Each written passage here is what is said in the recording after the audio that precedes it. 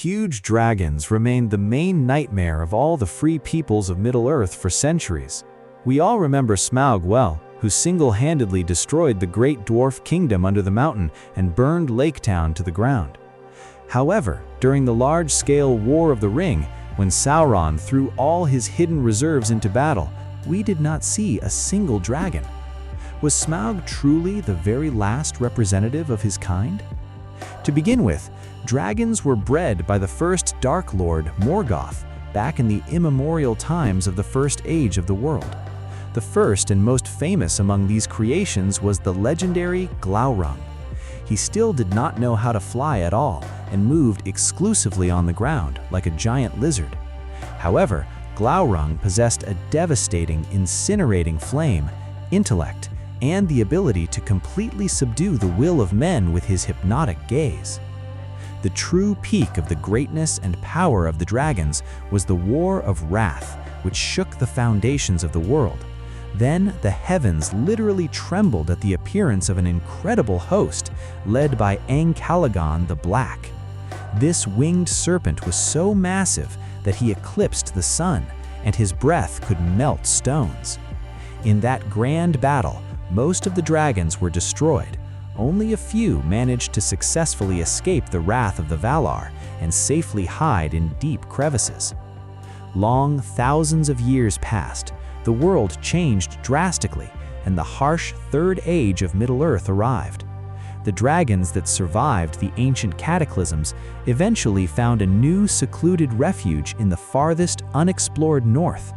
This wild and cold place was called the Withered Heath, a desolate region stretching far beyond the Grey Mountains. Gradually, the dragons began to make daring raids on neighboring lands. The dwarf mines, rich in gold, and the thriving settlements of the Northmen suffered the most from their attacks. It was from these harsh lands that the famous Smaug once flew. By the time the quest of Bilbo Baggins and Thorin Oakenshield began, Smaug was officially considered the greatest of the remaining fire-breathing dragons. Professor Tolkien himself in his personal letters repeatedly emphasized this crucial chronological milestone. The defeat of the Master of Erebor meant that Middle-earth was forever deprived of its last great dragon. But does this historical event mean that after the fall of Smaug, absolutely all dragons vanished in an instant? Not at all, because a detailed analysis of the author's drafts reveals a completely different, much more complex picture. In the endless Withered Heath and in the hidden caves of the Grey Mountains, other dragons still continued to dwell. The thing is that all dragons of the fantasy world were initially clearly divided into several types. Among them, there were classical fire serpents, called the Uruloki, and the so-called cold drakes. Cold drakes were completely devoid of the ability to breathe fire. Instead, they relied on their colossal physical size. It was these less conspicuous and dangerous serpents that continued to hide in the uninhabited north, thoroughly avoiding civilization. But why then did Sauron not try to summon them to his side? He had several very compelling reasons for this at once. Firstly, Sauron was never their creator, unlike his master Morgoth. Dragons by their nature were too proud, selfish, and independent to obey anyone.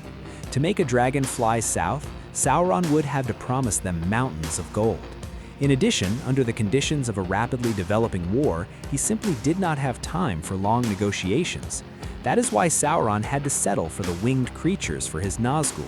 These flying monsters were ideal for moving through the air or scouting. The true answer to the mystery of the dragon's disappearance lies in a deep philosophical concept established by the author himself. The world of Arda, created by the great writer, relentlessly and gradually faded, aged, and changed with the passage of ages. Magic was leaving these lands. Elves were sailing across the sea, and all fantastic creatures were doomed to vanish. From century to century, magic weakened, causing the ancient monsters to uncontrollably lose their former size and strength. After the crushing fall of Sauron and the final onset of the Fourth Age, the era of the dominion of mortal men, this process only accelerated. The remaining northern dragons gradually lost the remnants of their once high intellect and former greatness. In his late notes, Tolkien directly indicated that these creatures diminished catastrophically over time. Deprived of magical nourishment, they slowly turned into the most ordinary reptiles.